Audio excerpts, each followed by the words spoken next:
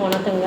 இப்போ கர்நாடகாவில் ஒரு இன்சிடென்ட் நடந்திருக்கு. அது என்னங்கிறத பார்த்துடலாம். வாங்க வீடியோக்குள்ளே போகலாம். பெங்களூரில் என்ன பண்ணியிருக்காருன்னா, நம்ம கமலஹாசன் தக் லைஃப்க்காக ப்ரமோஷனுக்காக போயிருக்காரு. அங்கே பேசும்போது கன்னடா லாங்குவேஜ் அப்படிங்கிறது இதுலேருந்து நம்ம தமிழ்லேருந்து தான் அது தோன்றியிருக்கு அப்படிங்கிறத சொல்லியிருக்காரு. அது பெரிய கான்ட்ரவர்சியாக மாறியிருக்கு. இது ரொம்ப ஏன்ஷியன்ட் லாங்குவேஜ் தமிழ் அப்படிங்கிறதையும் அவர் சொல்லியிருக்காரு. இதை நிறைய பேர் கன்னடா பேசுகிறவங்க குரூப்ஸ் ப்ரொட்டஸ்ட் பண்ணியிருக்காங்க. அப்புறம் அவர் கண்டிப்பாக அப்பாலஜைஸ் பண்ணணும் அப்படின்னு சொல்லியிருக்காங்க. பிஜேபி பிரசிடெண்ட்டும் இதுக்கு அகெயின்ஸ்டாக தான் பேசியிருக்காரு. இது நேற்று நடந்திருக்கு வெட்னஸ்டே அன்னைக்கு. அப்புறம் இன்றைக்கி ப்ரொட்டஸ்ட் பெரிய போராட்டம் நடத்தணும் அப்படின்னு அவங்க சொல்லியிருக்காங்க. இந்த மாதிரி அவர் பேசினதுனால தக் லைஃப் அப்படிங்கிற படம் இங்கே ரிலீஸ் ஆகக்கூடாது, அதுக்கு தடை செய்யணும் அப்படிங்கிறதையும் சொல்லியிருக்காங்க. தக் லைஃப் போஸ்டர்லாம் கிழிச்சு போட்டிருக்காங்க. இது எந்த அளவுக்கு அவருக்கு இம்பேக்டை ஏற்படுத்தும் அப்படிங்கிறது தெரியல. மன்னிப்பு கேட்கணும் அப்படின்னு சொல்லியிருக்காங்க. ஆனால் அவர் நான் மன்னிப்பு கேட்க முடியாது அப்படிங்கிற மாதிரி சொல்லியிருக்காரு. இது அவுட் ஆஃப் லவ்னால சொல்லியிருக்கேன். ஹிஸ்டோரியன்ஸ் எனக்கு சொல்லிக் கொடுத்த லாங்குவேஜ் அப்படிங்கிறதையும் அவர் மென்ஷன் பண்ணியிருக்கார் அந்த இடத்துல. கர்நாடகா சிஎம் என்ன சொல்லியிருக்காருன்னா, அவர் தெரியாமல் ராங் ஸ்டேட்மெண்ட்டை விட்டுருக்காரு. இது 2500 இயர்ஸாக இது இருக்குது.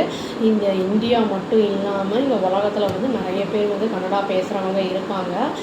இவர் நிறைய தெலுங்கு படம், கன்னட படம், அதர் லாங்குவேஜஸில் இவர் நிறைய படங்கள் பண்ணியிருக்காரு. ஆனாலும் இந்த மாதிரி தன்னோட மதர் டங்கை உயர்த்தி பேசணும், திராவிடன் இதுக்காக பேசணுங்கிறதுக்காக மற்ற லாங்குவேஜஸ் அந்த மாதிரி பண்ணுறது அவரை செஞ்சது தப்பு அப்படிங்கிற மாதிரி சொல்கிறாங்க.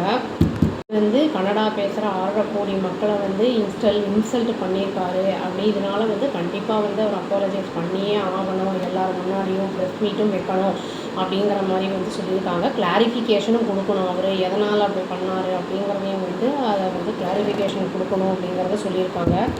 இது நம்ம லாங்குவேஜை டிஸ்ரெஸ்பெக்ட் பண்ணுற மாதிரி இருக்குது. என்ன தான் நம்ம மதர் டங்கு இருந்தாலும் இன்னொருத்தரோட லாங்குவேஜை அந்த மாதிரி டிஸ்ரெஸ்பெக்ட் பண்ணுறது ரொம்ப தப்பான ஒரு விஷயம் அப்படிங்கிறதையும் சொல்கிறாங்க. இவர் என்ன சொல்லியிருக்காங்கன்னா, கமல்ஹாசன் என்னோட ஃபேமிலி, என்னோட உயிர் உறவு எல்லாம் தமிழ் தான் அப்படிங்கிறதையும் சொல்லியிருக்காரு.